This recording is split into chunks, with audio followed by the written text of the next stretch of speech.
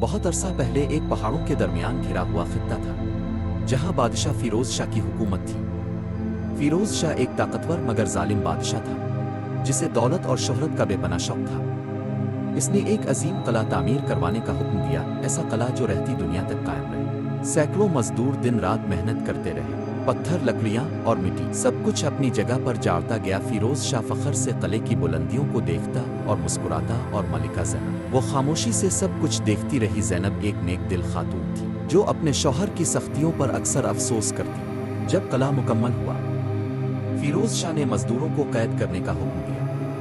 یہ راز کسی کو نہ پتہ چلے کہ قلعہ کیسے بنا۔ فیروز شاہ کا غرور بڑھ چکا تھا، مزدوروں کو اندھیرے قید خانوں میں ڈال دیا گیا۔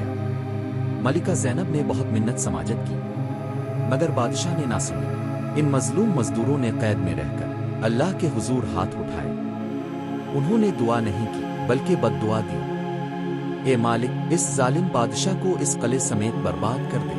ان کی آنکھوں میں آنسو تھے، دلوں میں ٹوٹے خواب۔ راتوں رات قلعے میں عجیب و غریب واقعات شروع ہوئے۔ دیواریں دراڑیں ڈالنے لگی، فضا میں سرد ہوائیں چلنے لگی، اور قلعے کی راہداریوں میں سائے لہرانے لگے۔ فیروز شاہ کو بے چینی نے گھیر لیا اور زینب کا دل مزید گھبرا گیا۔ انہی دنوں ایک بزرگ درویش عبدالکریم قلعے میں آئے، چہرے پر سکون، ہاتھ میں عصا۔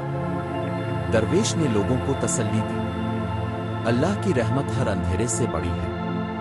زینب نے درویش کا احترام کیا مگر بادشاہ غضبناک ہوا۔ فیروز شاہ نے درویش کو قید کروا دیا۔ کوئی میرے قلعے کی شان میں بات نہیں کرے۔ درویش نے صرف مسکرا کر کہا، بادشاہ سلامت۔ بد دعائیں دیواروں سے بھی ٹکرا کر واپس آتی ہیں۔ ایک رات فیروز شاہ اپنے محل میں تھا، اس نے آئینے میں جھانکا۔ اچانک آئینے میں مزدور جمیل کی روح نظر آئی، چہرے پر دکھ اور خاموش بد دعا۔ فیروز شاہ چیخ اٹھا، یہ کیا؟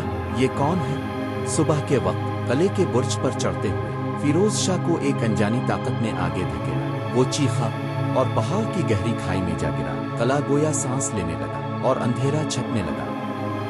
ملکہ زینب نے سب قیدیوں کو آزاد کروایا۔ درویش عبدالکریم نے دعا کی اور قلعے میں سکون لوٹ آیا۔ مزدور خوشی سے گلے ملے اور سورج کی روشنی پھر سے قلعے پر چھا گئی۔ زینب اور درویش نے قلعے کے دروازے پر ایک پتھر پر عبارت کندہ کروائی، ظلم کا انجام بربادی ہے اور دعا کا جواب آزادی ہے۔